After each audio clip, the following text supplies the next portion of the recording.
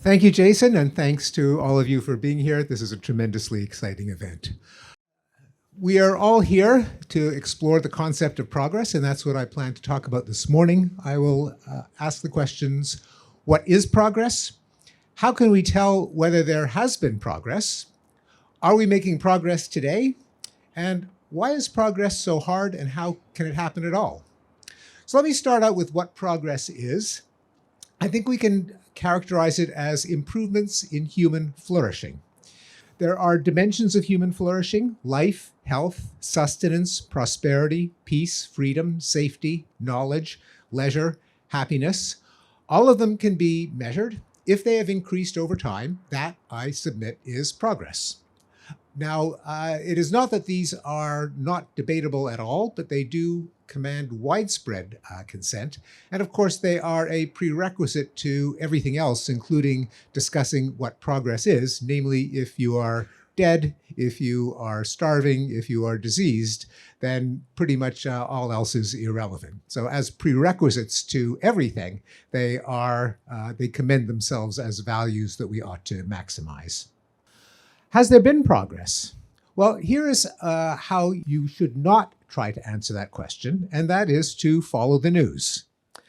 The news is a systematically misleading way to understand the world, not because of any nefarious bias on the part of the media companies, but because of the very nature of news. News is about stuff that happens, not stuff that doesn't happen. And news is about sudden and unexpected events, not gradual changes. So news, by its very nature, is a non-random sample that will end up being the worst things happening in the world, because things that happen suddenly are almost always bad, because there are more ways for things to go wrong than to go right. And news is bound to miss gradual changes that occur by, say, a few percentage points a year and compound, which can transform the world by stealth, but never generate an event on some Thursday morning that triggers a headline. Imagine a situation in which some dimension of human flourishing goes up steadily, but not perfectly monotonically. That is, it has setbacks. So there is an improvement, then there's a bit of backtracking, and an improvement, and a bit of backtracking, an improvement, and a bit of backtracking, and so on. Well, every time there's a backtracking, that's news. Let's imagine that something gets better, let's say life expectancy, 19 years out of 20. Well, the year in which life expectancy doesn't get better is news, because it is not what everyone expects. All of those boring years, 19 out of 20, in which life expectancy increases, are not news.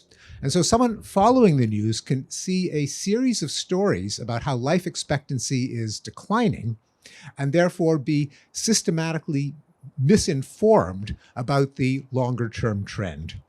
On top of the inherent non-random sampling of the news, it interacts perniciously with a couple of features of human cognition. One of them is the availability bias, identified by the psychologists Daniel Kahneman and Amos Tversky, which is that the way that the human mind estimates risk and probability is by trying to call to mind available images, anecdotes, narratives. If something is available in memory, we think that it is frequent. That's why we fear school shootings and shark attacks and police shootings, but don't fear car crashes, falling downstairs, and breathing coal pollution. There's also a widespread negativity bias in human psychology. Namely, we think about and feel bad events more than good ones, related to Tversky and Kahneman's concept of loss aversion. But this particularly affects our memory. We are highly attuned to recent bad events. We can remember more distant bad events in the past, but we tend to forget how bad they were at the time. As Franklin Pierce Adams said, nothing is more responsible for the good old days than a bad memory. And he was indeed capturing a salient feature of human memory. So if you combine the nature of news with the nature of cognition, there will always be the widespread feeling that everything is getting worse and always has been. A better way of telling whether there's been progress is to plot data on human well-being over time. That's what I tried to do in two books. In The Better Angels of Our Nature, came out in 2011, was on the history of violence. The subtitle was Why Violence Has Declined. Enlightenment Now, The Case for Reason, Science, Humanism, and Progress, presented an additional 75 graphs on human well-being plotted over time. It came out in 2018. Well, since the book came out, a couple of frequently asked questions that I continually deal with is, did you just catch the world at a lucky moment? That is, do things get better? Sometimes they get better, sometimes they get worse. But just that the years that you gathered the data were at a fortuitous high point, and that things are therefore bound to regress toward some much worse normal. Also, hasn't the world fallen apart since then? Yeah, so we made progress up to the year 2016. But since then, there's been ISIS, COVID, Ukraine, a suicide epidemic, deaths of despair, Gaza, the Supreme Court Dobbs decision and recession of women's rights, a recession of democracies worldwide, pollution and emissions, police shootings, urban riots, and so on. In other words, things that we read about in the news, which raised the question, has it all fallen apart since I celebrated progress in 2011 and 2018? So that's what I plan to deal with in the next portion of the talk, namely a kind of update on the state of the world, what has happened to the world over the longest term, and has that gone into reverse over the last decade or so. So the first graph is called Life Expectancy 1950 to 2023. Well, as you can see, that is the greatest story of human progress. As Stephen Johnson put it in his book on the expansion of longevity, thanks to modernity, in particular public health measures, sanitation, antibiotics, nutrition, we not only have extra life, we have an extra life. Life expectancy at birth through most of human history was about 30 years. Today, worldwide, it is more than 70 years, more than 80 years in the developing world. Again, the question is, has that gone into reverse since the COVID-19 pandemic? Well, you can see a couple of notches on the graph. The first one is, ironically, the Great Leap Forward in China in the late 50s and early 60s at the massive man-made famine, which really made a dent in the overall progress of humanity. The second notch is the COVID-19 pandemic. Those of you who are students of human death and destruction know that pandemics kill far more people than wars and genocides over the course of history. And that was true of COVID-19. There's an unmistakable notch. But if you notice the last data point, which is the year 2023, before the projections, the increase in life expectancy has resumed after the end of the COVID-19 pandemic, and we now have the highest life expectancy in the history of the planet. For all of the graphs, the red arrow will be the point at which I sent in the data from Enlightenment Now. So the period after the red arrow shows whether the trends that I documented in that book have continued or have gone into reverse. And as you can see, except for the COVID-19 pandemic, and admittedly that's a big except, but the progress has resumed. But here we see what happened in the United States. So again, there is an unmistakable dip from the COVID-19 pandemic, but the most recent data point shows the highest life expectancy at birth since records were kept for the United States. You'll see circled on the graph, there is a local decline in American life expectancy. This got a lot of publicity, and it's been attributed to the deaths of despair from suicide and drug overdoses. It is a real thing. Life expectancy really did go down. On the other hand, as you can see in the overall picture of progress, it is a relatively small. I mean, one never wants to minimize any increase in deaths, particularly deaths of despair. But not only did it not wipe out the progress from the preceding 70 years or so, but it appears to have been a time-limited phenomenon, and life expectancy has resumed its increase shortly afterwards, and after the COVID disaster went right back on track. In the next graph, I plotted an example of something that really is the opposite of progress. And I probably don't have to remind you that progress does not consist of everything getting better for everyone, everywhere, all the time. That would not be progress. That would be a miracle. And progress is not a miracle. Some things really do get worse. And one thing that got spectacularly worse is the major contributor to the deaths of despair, and that is drug overdoses from, particularly from opioid drugs. Unlike some of the highly publicized deaths like police shootings and school shootings and terrorism, which generate a lot of headlines but affect very few people, this affected a lot of people. It really pushed the curves around. We can see in the last 2 years, there has been a somewhat hopeful reversal of that trend. We can't tell whether this is a random wiggle or it's truly turning a corner.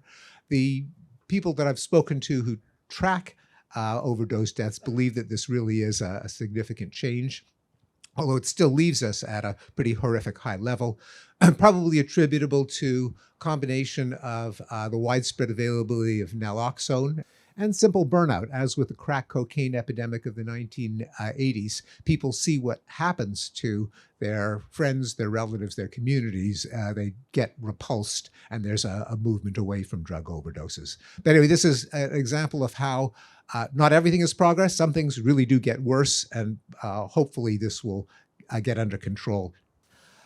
Car crash deaths, another case of astonishing progress. We drive more and more and more miles, and fewer of us get killed per mile.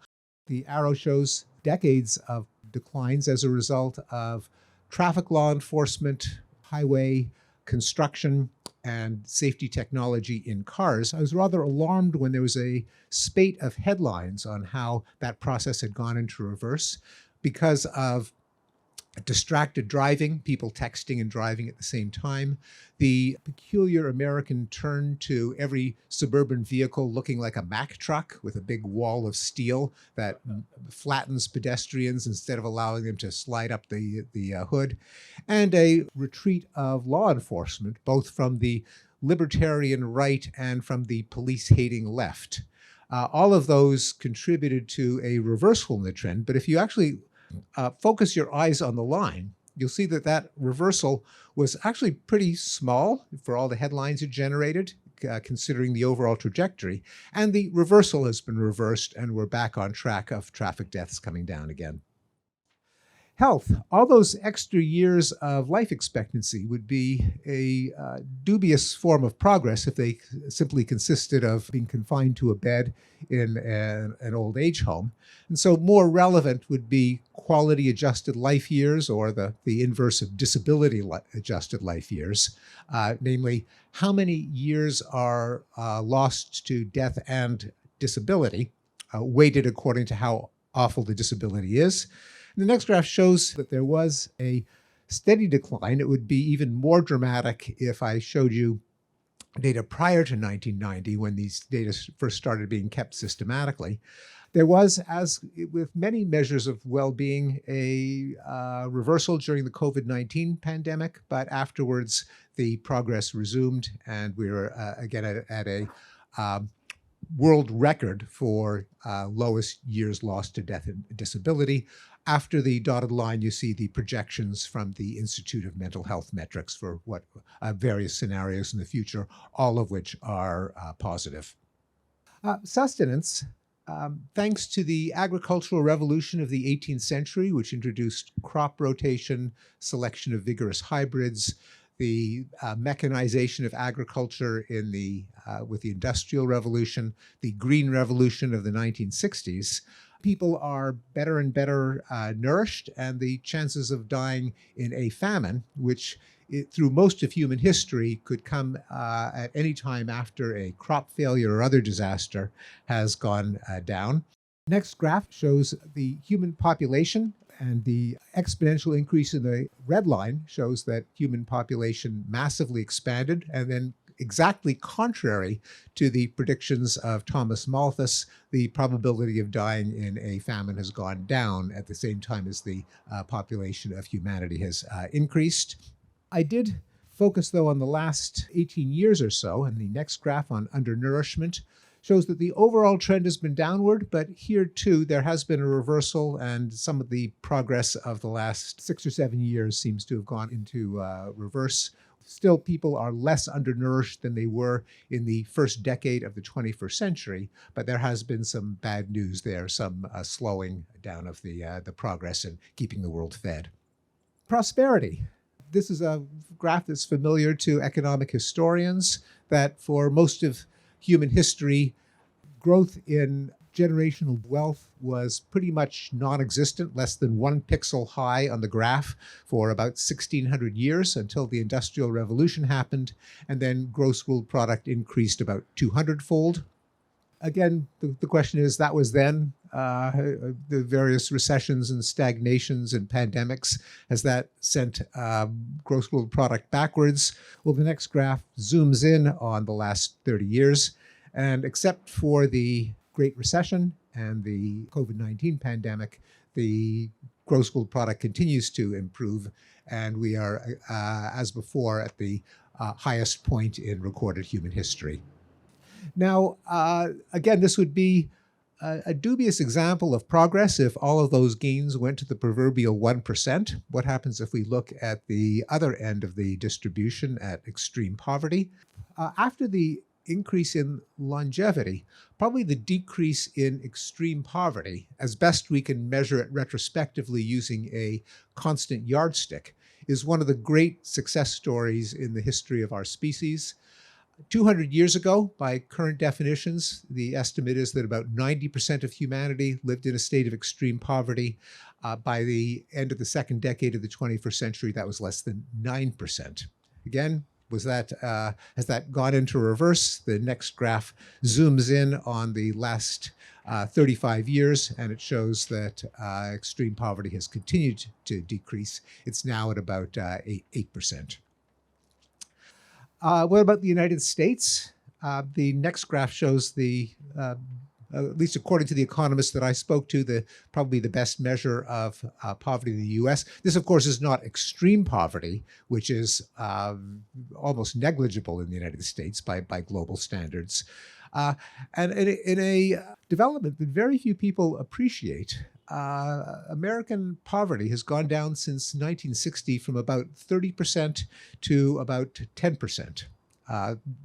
Ronald Reagan had a famous quip. Some years ago, the US government declared war on poverty. Poverty won. He was exactly wrong. It's not that poverty has been eliminated, but poverty has been, in the United States, has been decimated.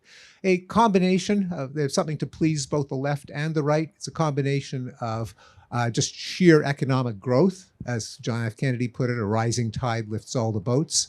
But also some of it is due to redistribution. The Earned Income Tax Credit, the Child Tax Credit, other measures, which really have decimated the rate of poverty in the United States. The red arrow again shows the last data point that I plotted in Enlightenment Now, and poverty has gone down even since then. Whoops, do I have a... Oh, just to add a little bit of verbal explanation of the notch at the end of the graph, the right-hand end, there was a steepening in the decrease in poverty, both because of increased wages in the just before the pandemic, and ironically, the pandemic actually reduced the poverty rate because of all of that government money flowing into people's bank accounts, the COVID checks from the government. The poverty then increased when that massive flooding of money from the government led to a spike in inflation, which ate away at people's purchasing power. Now that inflation is coming under control, there may be, too soon to tell, a resumption of the decline of poverty.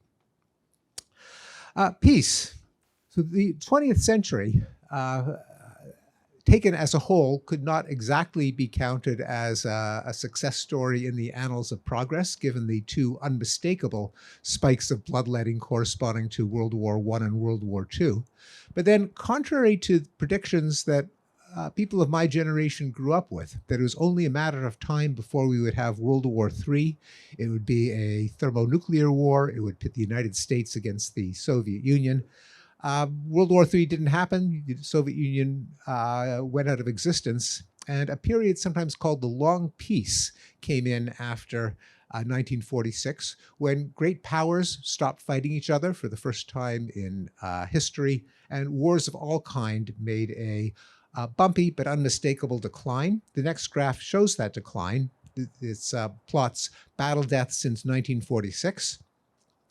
You can see, going from left to right, there were decreasing spikes for the era of the Korean War, the Chinese War, the Chinese Civil War, and the partition of India. Then a spike in the 1970s for the Vietnam War, another one in the 1980s, mainly the Iran-Iraq War and the Soviets in Afghanistan. A blip around 2000 for the Ethiopia-Eritrea War, and another one around 2015 for the Syrian civil war. We have most recently seen a spike because of the war in Ukraine and the war in the civil war in Ethiopia. That has come down somewhat despite the wars in Gaza and the ongoing war in Ukraine. So there is something of a reversal there compared to the low point of 2005. But still, we are at, relatively speaking, even with the ongoing wars, see a lower rate of overall battle deaths compared to the 50s, 60s, 70s, and 80s. Freedom and rights. There, we have read a lot about the democratic recession with disturbing news from Russia, from Turkey, from Hungary, from India, and from the perhaps even from the United States. If you try to not concentrate only on the countries that have receded, but on the countries that have been more democratic, and you add them all up, then you get an index of electoral democracy, which I believe includes liberal democracy in the following graph, from VDEM, which I take to be kind of the gold standard of assessing democracy worldwide. And you can see that there really has been a bit of a democratic recession. The curve droops down in the last 10 or 15 years. The world has gotten a bit less democratic. But again, in context, we're still pretty democratic compared to most of human history. Again, I'll speak from experience. When I was a student in the 1970s, the world had only 33 democracies. Half of Europe was behind the Iron Curtain, ruled by totalitarian communist dictatorships. People forget that not so long ago, Spain and Portugal were pretty much fascist dictatorships. Greece was under the control of a military junta called the colonels. Virtually all of Latin America was under the control of military or right-wing governments. In East Asia, Taiwan, South Korea, Philippines, Indonesia were all under military dictatorships, all of them democratic today. Something that needs to be taken into account when we take note of the genuine fact that there has been a democratic recession in the last 10 or 15 years, but it has left the world still more democratic than through most of its history. What about the United States? I don't have to remind you of recent events, and the VDEM people have taken note of it in the that notch that we see in the right-hand end of the curve, which refers to the events around January 6th, attack on the Capitol and other episodes of disenfranchisement and electoral counting shenanigans. We have improved since then, and I don't need to remind you that it is completely open what's going to happen to that curve over the next year or so. But at least so far, we've recovered some of the ground we lost, and we're still at a pretty high point. And of course, this is on a scale of 0 to 1, so we're not far from the maximum of 1. What about different components of liberal democracy, the rights of women, of minorities, the constraints on government power? Well, the Dobbs decision was clearly a setback to one aspect of women's rights, but abortion is an unusual case and not a bellwether for women's rights in general for a couple of reasons. One of them is that, at least in the eyes of its opponents, it actually is a question of two kinds of rights: the rights of the unborn and the rights of women. And there's a surprisingly small overall gender gap when it comes to support for restricting abortion. As of last April, the most recent Gallup poll that I could find, there was maybe a 4 percentage point difference between men and women. So it's not, even though it in many ways it is a setback for women's rights, it is not emblematic of women's rights in general. Again, VDEM tries to assess the empowerment of women in different countries by aggregating measures of civil liberties for women, including abortion, political participation, participation in other institutions. And as you can see from the next graph, there's been a itty-bitty bit of backtracking in the last 4 years or so, but still the world is close to an all-time high.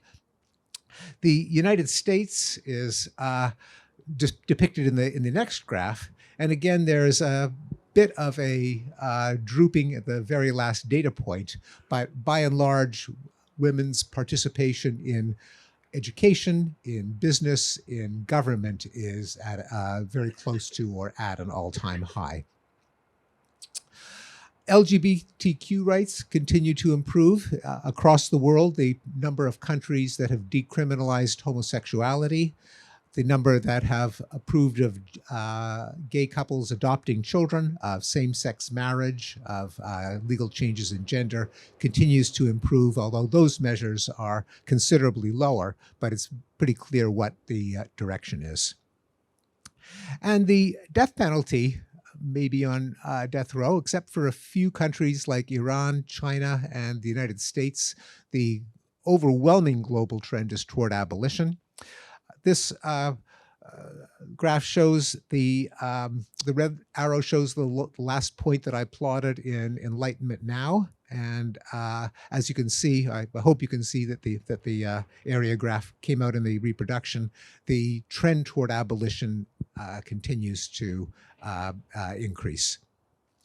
Even in the United States, as with many measures, an outlier among affluent democracies, we are in any of the measures of human flourishing that I have discussed and plotted, we're not number one. We come in generally between number 10 and number 15, better than, not bad considering the 193 countries in the United Nations, but we underperform our affluent democratic peers in just about every measure.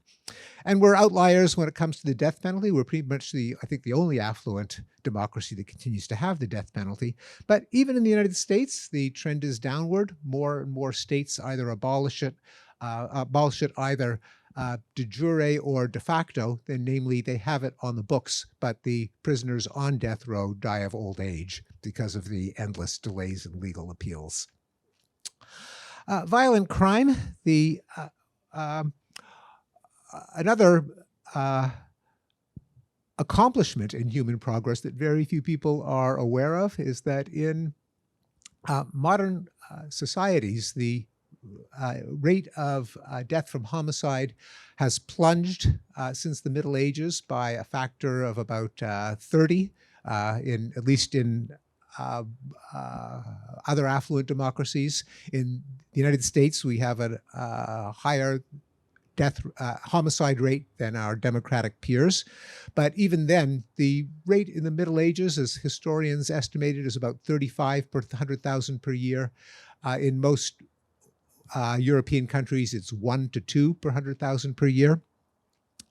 The graph homicide in Europe shows, plotted by the way on a logarithmic vertical axis, shows the extent of the decline. If we zoom in on the last 20 years or so, we see that this is a trend that has been continuing worldwide. The overall trend in homicide deaths has been going down. The United States is, as with many measures, it's a complicated story. Our rates are higher in the first place. They went through the roof starting in the 1960s because of a number of factors, one of them being that the baby boom generation entered its crime-prone years. The other is kind of the 60s happened, and so there was a general erosion of norms of self-restraint and law and order. Then, for reasons no one is completely sure of, in the 1990s, we experienced the Great American Crime Decline. Homicide rates fell in half. In some cities like New York, fell by 3/4. That we then enjoyed a second crime decline in the Obama years until, as you can see in the right-hand end of the graph, there were then a couple of spikes, one after Ferguson, one after George Floyd, when police retreated and violent crime increased. Then again, surprising everyone, the spike became a spike. It went into reverse, and over the last 2 years, the homicide rate in the United States appears to have come back down to earth, and we are at levels comparable to the relatively peaceful early 60s. Knowledge, I'll just quickly go through the last couple of measures. Humans are naturally illiterate. Literacy is a recent invention, an artificial skill, but the world has become increasingly literate. 200 years ago, perhaps 15% of the world could read or write. Now it's greater than 80%, and that too is a trend that continued after I published Enlightenment Now. It continued to increase, as is a basic education, some elementary school or higher. It used to be less than a fifth of humanity. Now it's more than 4/5. And again, a trend that continued to increase after Enlightenment Now came out. Well, does any of this matter if we aren't happy? What has happened to human happiness as our lives have gotten longer and safer and more peaceful and better educated? It is a complicated story. In general, there's a pretty strong correlation between affluence and happiness. Richer countries are happier. Within every country, richer people are happier. Since affluence has increased 200-fold, you'd expect happiness to have increased over the course of history. We don't have data going back 200 years. The data the longest time series that we have, going back to the 80s, show that a majority, but not all countries have gotten happier. The United States, as with many of these measures, is a bit of an outlier. We started out pretty happy. About 80 to 90% of Americans say that they are either pretty happy or very happy. That suffered a decline, as with many measures of well-being during the pandemic. There's a little bit of a bounce back, too soon to tell whether it's real. This is the General Social Survey, which only polls people every other year, and so we don't have data for the most recent year. We'll see whether a return to joy in politics elevates the national mood and makes America happier again. Too soon to tell. The United States is, as with most measures, we're not the happiest affluent democracy. We come in around, depending on the year, 15th or 20th place, but we're still happier than most of the rest of the world. What about suicide? You read about a super suicide epidemic, but this too is a parochial American phenomenon. The next graph shows the suicide rate for the world as a whole.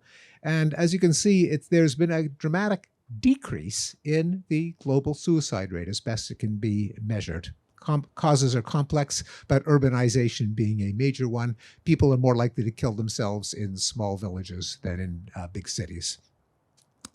And again, that's a trend that continued to improve after Enlightenment Now was published. The United States is a more complicated story. Our low point for suicide was in the late 1990s, and since then there has been an unmistakable rise.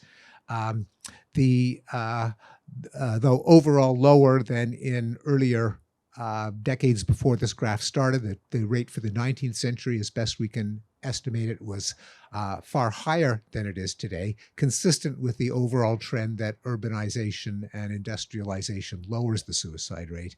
But the United States, for complex reasons, has shown a overall increase since its low point in the late 90s. So to summarize the trends, now this is a somewhat arbitrary measure because the trends that I managed to plot are not a random sample of indexes of well-being. if that concept is even meaningful. But for what it's worth, of the 15 trends that I plotted for the world as a whole, if we look at what has happened over the last 10 or 15 years, in 10 of the 15 trends, progress has continued. 2 of them, it has stayed the same. In 3, there's been some backtracking, but it has really taken us back only to the level of the first decade of the 21st century. That is, we've, in the worst cases, war, democracy, we have lost about 10 or 20 years of progress, but still are way better off than we were in previous centuries. For the strange case of the United States, I showed you 10 trends. 3 of them have continued to get better over the last decade or so, 1 the same. 3 backtracked, but we're still in better shape than we were before. That is, we lost about 15 or 20 years of progress, and we're back at the level that we were in the early 2000s. But 3, there's been genuine regression in overdoses, in happiness, and in suicide in the United States. We have gone backwards, though again, we're better off than most of the world. And in some cases, there are some hopeful signs that the reversal is reversing. So let me end with 2 questions about progress. First is, why is progress so hard? When people hear about progress, I'm sure this doesn't apply to anyone in this, I guess it's not a room, this venue, this area, this field, this AstroTurf field. But people often, my own argument has often been inaccurately summarized as, we have enjoyed continuous linear progress since the dawn of history. Now, that is clearly false. When there has been progress, it is virtually never monotonic. And in some cases, progress can go into reverse, as with drug overdoses in the United States. So why is it so hard? Why isn't it steady? Well, to state the obvious, the universe has no benevolent interest in our well-being. Progress is an unusual state of affairs. It is not the default, contrary to some Victorian 19th century beliefs that progress is simply a force of the universe that inevitably carries us higher and higher. The universe kind of wants to grind us down, if you're willing to anthropomorphize it. There is the second law of thermodynamics, the law of entropy, that disorder increases overall. Even when we can carve out regions of local order by applying energy and information, it must result in greater disorder elsewhere, in other words, pollution. So anything that we enjoy through the application of energy will come at some cost of pollution. That's just a law of the universe. A second factor that makes, that kind of stacks the deck against progress is evolution, properly understood, not in the 19th century as a force that carries us ever upward, but rather the literal process of natural selection. Evolution is a competitive process. Organisms evolve at each other's expense. With a few exceptions, every food that, every source of energy is the body part of some other organism, which would just as soon keep that body part for itself. And so evolution is an arms race. In this arms race, itty-bitty organisms, pathogens, parasites, and pests, have an advantage that they evolve faster than we do because their generation time is shorter. So we are constantly in jeopardy of being eaten from the inside by viruses and bacteria and fungi. A third force that operates against progress is my own specialty, human nature. We are saddled with cognitive biases like availability, confirmation bias. We tend to seek out information that confirms our beliefs rather than refutes them. The my side bias, namely we recruit material for arguments to show why we are noble and wise and our enemies are foolish and evil, rather than toward the best estimate of the truth. There are social and moral demons. in us, the capacity for exploitation, the urge for dominance, the thirst for vengeance, our tendency toward tribalism and authoritarianism. And of course, life has inherent trade-offs. You can't always get what you want. If there are incentives that present rewards for increases in human well-being, some people will take more advantage of them than others, and so you inevitably have inequality. If you give people freedom, that is a good thing. That includes the freedom to screw up your life, which many people will opt for. And there are, of course, many circumstances in which promotion of individual rights can result in collective harms, tragedies of the commons, negative externalities, public goods dilemmas. So that actually sounds kind of depressing, but of course my overall attitude and message is one that progress, though difficult, though not the default, though unusual, though artificial, is of course possible. In Enlightenment Now, I identified the cause of progress as Enlightenment values, a rather unusual, historically unique conviction that we can use knowledge to improve human well-being. Now, we are equipped, together with our various inner demons, with the better angels that make progress possible. Humans have an open-ended, combinatorial set of cognitive processes that can come up with new ideas, new solutions to problems. We have a language instinct with which we can pool our knowledge, coordinate our actions, evaluate ideas.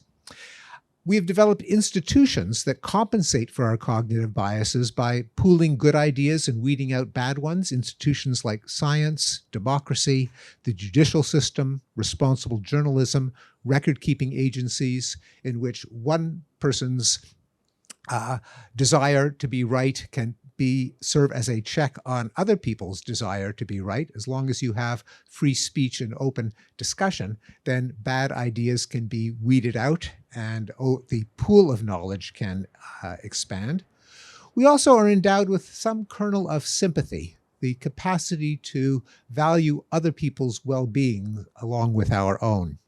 Now, by default, our circle of sympathy is rather small. We tend to feel the pain mainly of our biological kin, our friends, our close allies, cute little fuzzy baby animals. But over the course of history, our circle of sympathy, as Peter Singer put it, can expand.